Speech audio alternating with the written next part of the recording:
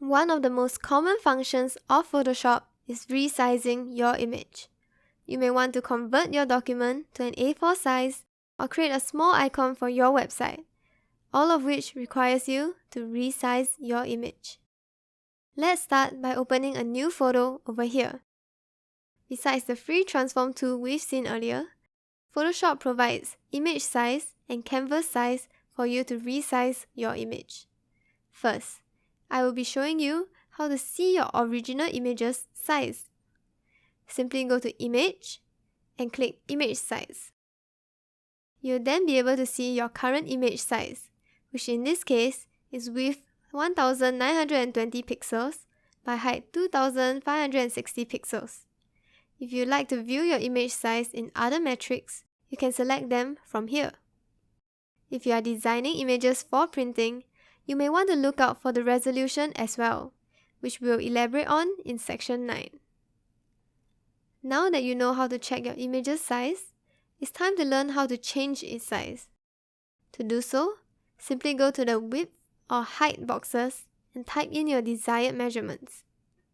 For example, I'm decreasing the size of this image from a height of 2560 pixels to 2000 pixels. I'll type in 2000 in the height box and click OK. The image has shrunk to 2000 pixels. Now, let's return to image size again. Do note that whenever I change only the width or only the height of the image, the other measurements will change accordingly as well, so that the aspect ratio is maintained. If, however, you do not wish to maintain the aspect ratio, you can unselect this chain icon over here. Now, changing only one factor will not automatically change the other. If you are using an older version of Photoshop, unselect the checkbox called Proportion instead. So now that I've unselected the chain icon, I'll change the width of the image to 3000 pixels and press OK. As you can see, the width of the image has increased and the image is stretched to 3000 pixels. Now, let's undo that and return to image size once more. As you can see, the resample portion over here is set to the option Automatic. This setting allows Photoshop to provide the highest quality resized image, and it is recommended that you don't change this setting unless you are looking for a lower quality image. Also, do remember to keep resample on while changing your image size. Turning it off will result in your printing size changing instead of your image size. So that is how you change your image size.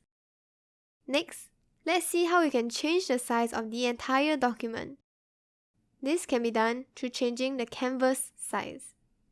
Increasing the canvas size gives you extra spaces for adding new layers or text besides the original layer. Over here, the anchor point tells Photoshop where you want to add new space or delete space. If you want additional space on the right of this image, keep the anchor point to the right. Now press OK and you will see that only the right side of the canvas has increased in size. You can do the same thing with the height. By placing the anchor point at the top, you will only be increasing the space on the top. Feel free to play around with the anchor point. Now, you know how to resize both your image and your canvas. But before you move on, here's a little tip for you. Instead of resizing your image or canvas, you can simply create a new document with your desired size. Let's say 1000 pixels by 1000 pixels, and move your image into the new document. Apply the free transform tool we introduced to you earlier by pressing Ctrl-T for Windows or Command-T for Mac, and size reduce your layer size. Now, your image is exactly 1000 pixels by 1000 pixels. Now, let's talk about cropping your image. Cropping is fairly simple, but I have a few warnings and tips for cropping which I will highlight to you on the way. To crop your image, select your image, then select the crop tool on the panel here. The crop window will appear on your selected picture, and you can simply drag the cropper to your desired size and press enter to finalize the crop. At the top, you can see that there are different properties available for cropping. To crop freely, which means that the dimensions of the image is completely defined by how you move your cursor, select the WXH resolution here. In the older versions of Photoshop, this property is called unconstrained. On the other hand, if you want to maintain an aspect ratio, you can select the other proportion here.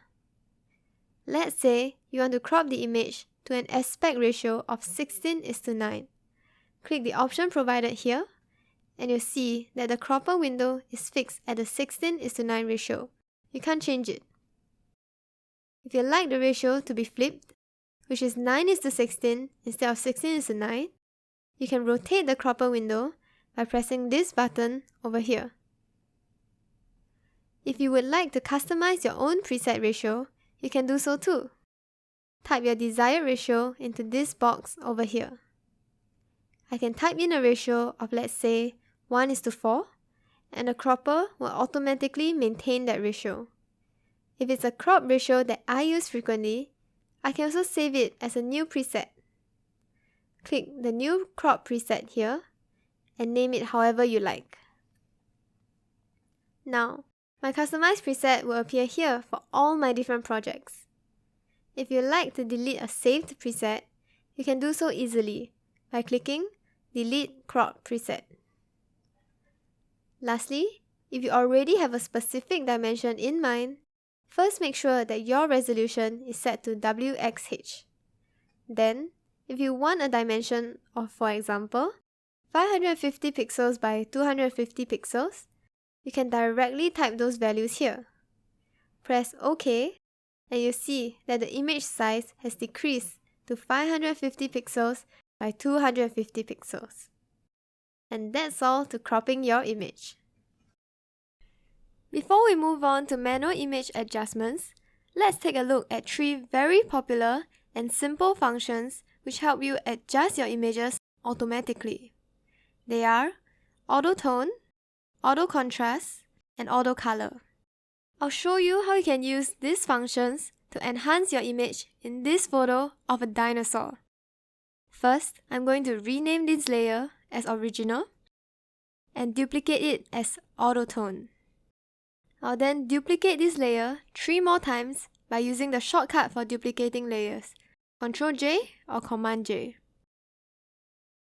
I'll do this 3 times and name them Auto Contrast, Auto Color, and Mixed. I'll now be applying the different functions on the different layers and show you their effects. For now, I'll be hiding all the layers except the Auto Tone layer. To apply Auto Tone, click the Image options over here. Then, you'll see Auto Tone together with the other 2 functions. Click on Auto Tone, and the photo will be automatically toned. See a difference? Now, let's move on to Auto Contrast. Click the Image options again and select Auto Contrast. Here's your resulting image. Now, do the same for Auto Color. As you can see, you don't need to key in any settings as Photoshop will decide them for you. Here's the difference between the 3 layers. You can also apply the 3 functions together on a single image. We'll do that in the Mixed layer over here. Click Image options, select Auto Tone, then do the same for Auto Contrast and for Auto Color. The adjustments are stacked on top of each other. Photoshop's automatic functions are very useful because it's so simple. You can always first select the automatic functions first, and if you like the result, keep this enhancement. If not, you can always make manual adjustments again. These functions are especially useful for beginners who may not be sure how to beautify their photos yet. Sometimes, the automatic functions do a better job than even professionals. You can go ahead and try these functions out on your own and see the effects. Now that we are familiar with Photoshop's automatic image adjustment functions, let's learn how we can adjust the degree of the filters we want applied. To do so, you can click on Image, Adjustments, and you'll see many filters. In this video, we are going to look at 3 common functions: brightness/contrast, levels, and curves. Let's start with the brightness contrast. Click on it and a mini pop-up window will appear. To adjust the degree of brightness or contrast, turn your preview on and move these sliders to the left or to the right. You can see a difference here, but don't worry, your effects will not be applied until you press OK. Now, let's experiment a little and see the degree which Photoshop's automatic function sets. Click on this Auto option, and we can see that Photoshop will set the picture to -13 brightness and +14 contrast. From here, you can make changes to their recommended settings. Let's say I want the image to be brighter. I'll just move this slider a little to the right. If you've noticed, there's also a Use Legacy option over here. Selecting it will give you Photoshop's old image adjustments algorithm. I'll show you what this means by using the brightness example. As you can see, when this option is selected, increasing the brightness of the photo increases the brightness of every pixel. But with the new algorithm, increasing the brightness still keeps the dark tone of the photo.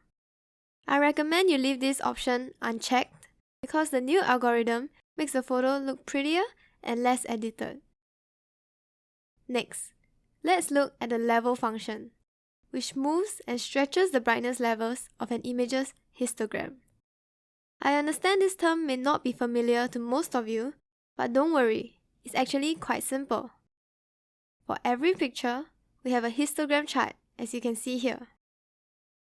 An image's histogram shows the image's distribution of black and white pixels, with black on the left and white on the right.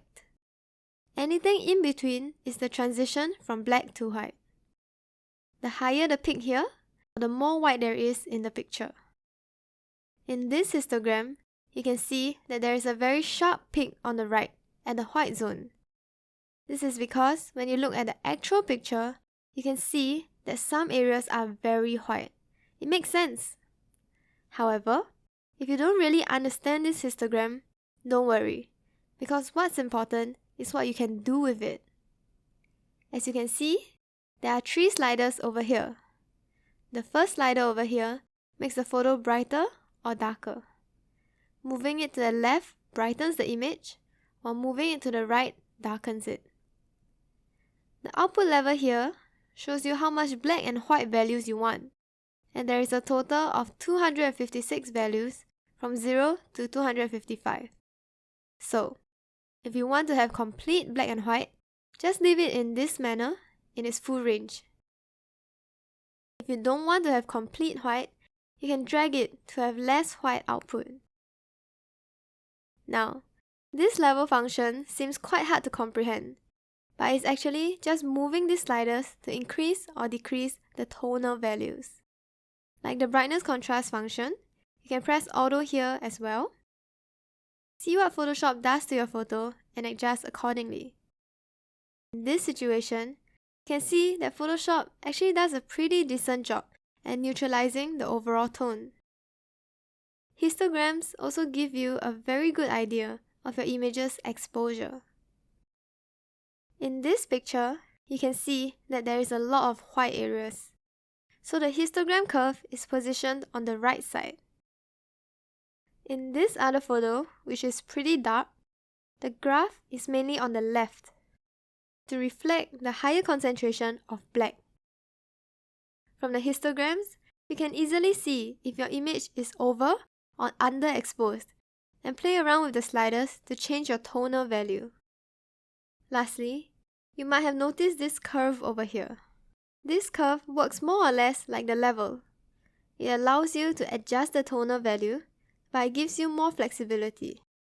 It is not typically used as the brightness contrast is usually enough. In this lecture, I will be covering exposure, vibrance, and saturation. Let's begin by opening this picture of a railway. This picture was taken on my Samsung handphone and is currently completely unedited. Now, let's start with exposure. Click on this exposure option over here and you'll be greeted with the slider window again. Increasing a picture's exposure increases the overall brightness of your photo in a harsher way than levels and brightness, but the results can be very good as long as you do not over or underexpose it. You have to find the perfect balance. Over here, there's a gamma correction and an offset slider for you to adjust as well. Unlike the exposure slider, dragging the gamma correction to the right darkens the photo. So, you can actually use both sides of these sliders together to make sure that you don't over-darken or overexpose your picture. And this will give a pretty nice overall effect. I like to adjust these sliders when editing my images because it will give a nice high definition effect. As for offset, I don't usually use this option. Now, we can see that the image looks pretty good overall, but we can also see that this part over here is quite overexposed due to the nature of the original image.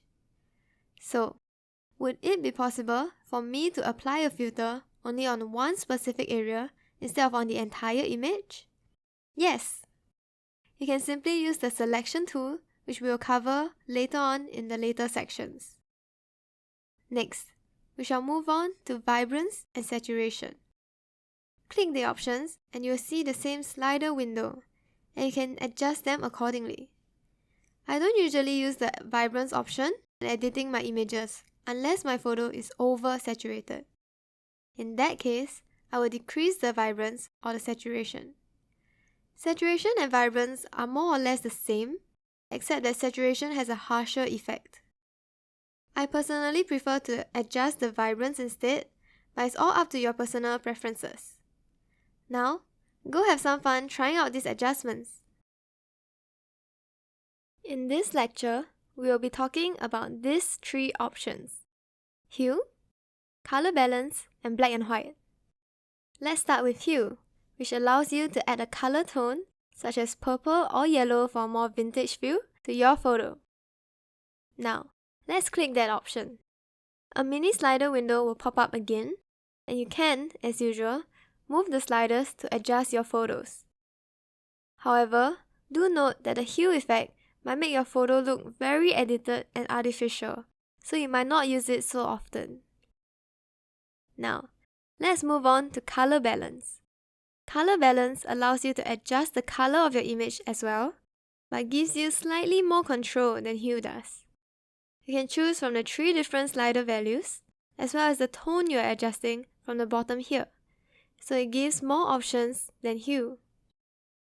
Lastly, let's look at the black and white option over here. If you are fond of monochrome pictures, this option is perfect for you. You can use this slider to adjust the different degrees of black and white in the different color regions accordingly, and find a perfect black and white tone for your photo. Photoshop also comes with some presets for you to choose from, which you can try out first, and then make some minor adjustments to these presets until you are satisfied. Alternatively, you could click on the desaturate option over here to turn your colored photo without changing the color region. As you can see, your photo will be immediately washed to black and white. Go ahead and experiment with the different color tones. There are actually still a few functions here that I did not go through, as I don't use them often when editing pictures. Plus, they work the same way as the other options. Simply drag the slider and see the changes made to your photo. Now, let's summarize what we have learned so far using an example. I'll be doing some image adjustments to this photo. First, I'll start by using all the auto functions just to see the effects. If the auto functions give me a nice edit, I'll keep it, and if it doesn't, I'll simply undo. Typically, Photos taken using mobile phones are darker and duller, so I'll adjust the levels. I'll use the auto function before making some adjustments to the level and brightness using the sliders. Now, it looks slightly better. But I'd like to go for a duller, less vibrant effect for my photo. So, I'll decrease the vibrance until I'm satisfied. There! It's now giving off the kind of effect that I want. Now, I'd like to bring your attention to the layers segment and how these adjustments affect the different layers. Making image adjustments the way we have been doing will only apply the effects on your current selected area. You won't be able to apply an image adjustment when you are selecting more than one layer. So, if you want your image adjustments to be made to all your layers, you should merge them first. To merge, simply select multiple layers by holding down your Ctrl or Command key, then click and select them. Right-click and press Merge Layer. Then, you can proceed to apply filter to the entire image. But please take note, merging is permanent, and the only way to separate your layers out again is through the Undo button. In this section, I have only briefly gone through the few more commonly used options and not taught you how you should actually edit your photo. This is because the photo you will be editing is likely going to be very different from this photo, and the adjustments you should make to it will also differ greatly. Photo editing is largely a game of trial and error, where you test different filters and observe the effects until you get the photo you are satisfied with. But do keep in mind the options that I've gone through so far, as they will most likely be the options you use most often when editing photos as well. I will also be teaching you how to apply filters on selected regions later on in this course when we cover selection techniques. So, stay tuned! Welcome to the first case study video of this course. Throughout this course, there will be numerous case study videos to show you an entire real-world example from start to finish. These case study videos are extremely useful. For this case study, I will show you how you can beautify event photos and photos taken from your handphone or camera. Let's open these 5 photos I took on my phone on a trip in Bangkok. These are completely unedited. I will be using all the knowledge learnt in this section to make the 5 photos prettier. Let's start with the first photo here. First, I'll unlock this layer by double-clicking on it, before duplicating using Ctrl J. I'll rename layer 0 to original layer so that I can see the before and after when I edit the image. I'll hide the original layer and edit only on the duplicated layer. First, as I've said before, I will start by using the auto functions since they are usually not bad. I will start with auto color to let Photoshop automatically correct the color tone. Well, Photoshop added shades of yellow to my image, so I'll keep it. Then, I'm going to try out the other auto functions. Auto tone here makes it more blue, but I'm not a fan, so I'm going to undo by pressing Ctrl Z. Then, let's see auto contrast. It looks pretty decent, so I'll keep it. Next, let's do levels too. Toggling the preview to see the before and after effects shows me that the auto function makes the entire image brighter and more details can be seen. But that's not what I'm going for, so I'll hit cancel. In fact, I think this photo looks pretty good this way already. Let's toggle the original layer to see the original and edited photo. The edited one looks better to me, so great! I'll move on to the next photo. This time, I won't duplicate it since I'm not so interested in the before photo. Let's try the auto color. There's not much difference, so I'm going to undo it. Let's try the others. The other 2 auto functions don't do much, mainly because this image is quite dark to begin with. So let's try the level to see if we can brighten it. I'll toggle the preview to see the before and after. The edited photo looks pretty good, so I'll press OK and keep it. Let's look at the color balance as well, and perhaps make this a little cooler. I'll drag the sliders to see how the color changes and find the spot that I want. This looks decent, so I'll keep it. There's not much else I can do with this image since it is pretty dark to begin with. So, an important point for you to note is that even though Photoshop can enhance your photo, you cannot do much about the composition of your photo. It is hard to magically enhance a badly taken photo, so make sure you take a decent photo and use Photoshop as an enhancement tool rather than a cure-all tool. Let's move on to the third photo and try the auto functions again. They don't make much of a difference, so I'll just undo them. Let's try the hue or saturation option now. Adjusting the hue gives me some pretty nice artistic effects here. I want the top to be more orange than yellow, so let me adjust it a little more. There! Looks good! Let's move on to the next photo and try the auto functions again. The auto color function does not produce a very nice effect. I find that the original is nicer, so I'll undo it. Let's try the auto contrast. Also, a small tip for you. You can use Ctrl-Z and Ctrl-Shift-Z to undo and redo repeatedly to see the before and after effect. I like the auto contrast, so I'll keep it. Auto tone here darkens it, which I don't like. Since this is a picture of food, let's make it brighter so that it looks more appetizing through increasing the exposure. And to make up for the increased brightness, I'm going to increase the gamma to darken it a little so that it doesn't look overexposed. Now you can toggle the preview to see the before and after effect. Looks good! Let's look at the last photo. Auto color it. And auto color makes the photo duller.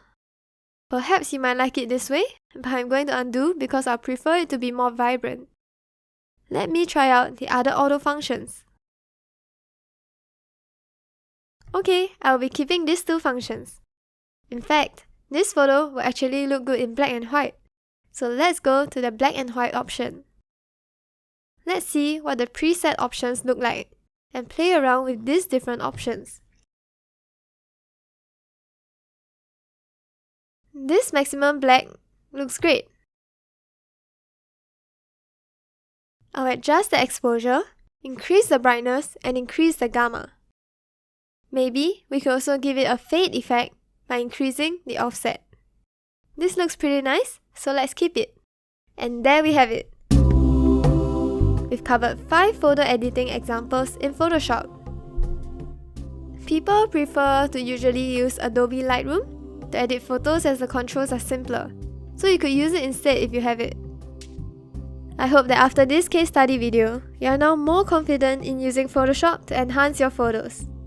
Take note that you should try to take good photographs in the first place. And ultimately, there's no right and wrong in photo editing. It's entirely up to your personal preferences, so don't worry too much.